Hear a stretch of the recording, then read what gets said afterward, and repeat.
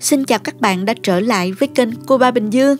Chỉ cần 3 quả chuối chín, một ít bột thông dụng và một cái chảo, cho thêm vào một ít công sức là chúng ta sẽ có ngay món bánh nướng bằng chảo. Không cần lò nướng mà thành phẩm thơm ngon không thua gì bánh bông lan, lại đầy đủ dinh dưỡng, đặc biệt là các bé nhỏ rất thích.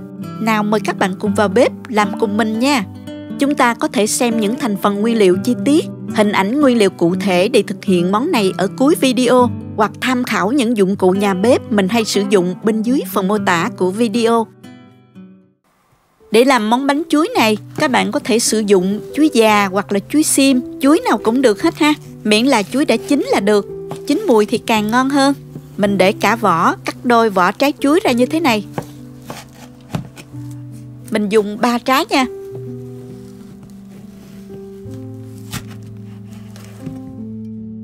Sau đó cho chảo lên bếp và cho vào đây 25 g bơ,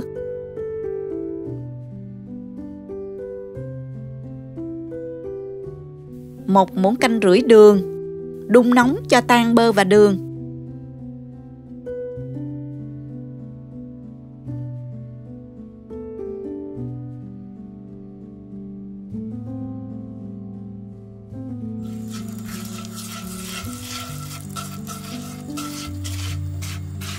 Sau đó thì mình đợi cho đường lên màu caramel như thế này ha. Tiếp theo, mình xếp chuối vào chảo.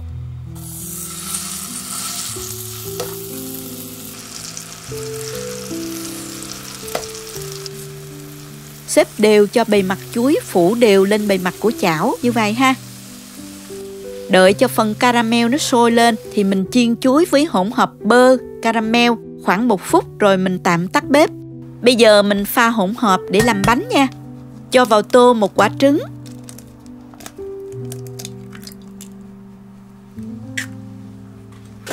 (100 đến 120 g đường cắt trắng nha, một chút muối.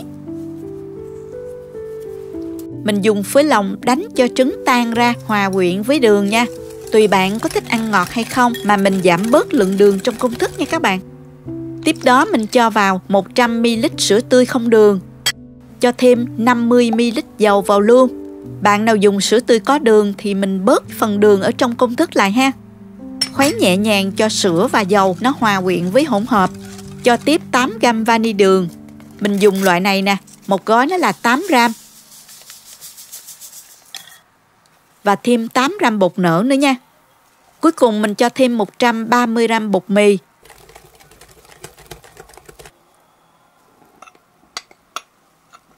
Và 20 g bột cacao.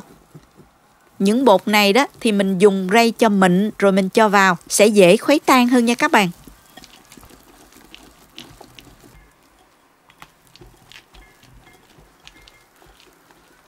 Trộn cho hỗn hợp tan đều một lần nữa rồi mình đem đi nướng bánh luôn ha.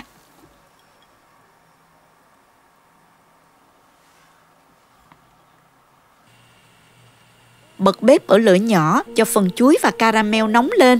Sau đó thì mình cho hết chỗ bột đã trộn vào chảo.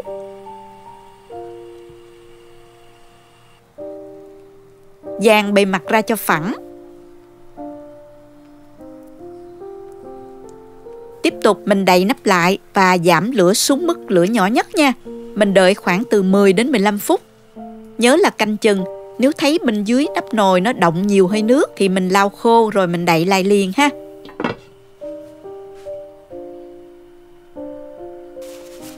Sau khoảng 15 phút các bạn mở ra, thấy bề mặt của bánh nó khô như thế này, sờ thử tay vào không dính là được ha. Mình dùng một cái tăm tre kiểm tra lại bánh một lần nữa, xăm vào bánh. Nếu thấy que tre không dính bột như thế này là bánh đã chín rồi đó các bạn. Mình dùng một cái thớt tròn hoặc một cái đĩa để úp bánh ra nè.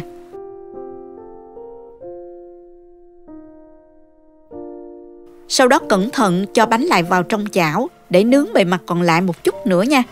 Khoảng 5 phút nữa là được. Lưu ý là khi nướng bánh bằng chảo đó, các bạn nhớ chọn loại chảo đáy dày một chút nha, để chảo giữ nhiệt được lâu và đều. Mình nướng bánh sẽ ngon hơn, không bị cháy.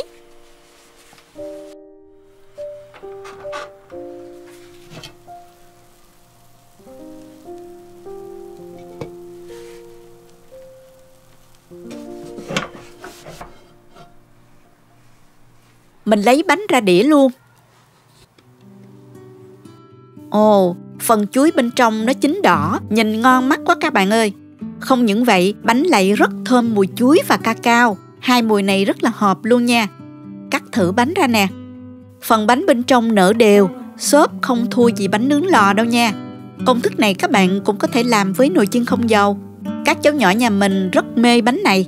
Nó vừa có cacao yêu thích và lại có chuối tốt cho sức khỏe nữa. Chúc các bạn thành công. Cảm ơn các bạn đã theo dõi video. Nếu thích cách mình chia sẻ, nhớ gửi cho bạn bè cùng xem, bấm like và đăng ký kênh để xem nhiều món ăn mới của mình. Nếu thấy video thực sự hữu ích, bạn có thể gửi tặng ekip thực hiện một ly cà phê bằng nút Super Thanks hình trái tim ngay bên dưới video. Các bạn cũng có thể truy cập website cobabinhdương.com để xem công thức nấu ăn dưới dạng bài viết. Chào tạm biệt và hẹn gặp lại các bạn trong video kỳ tới nha.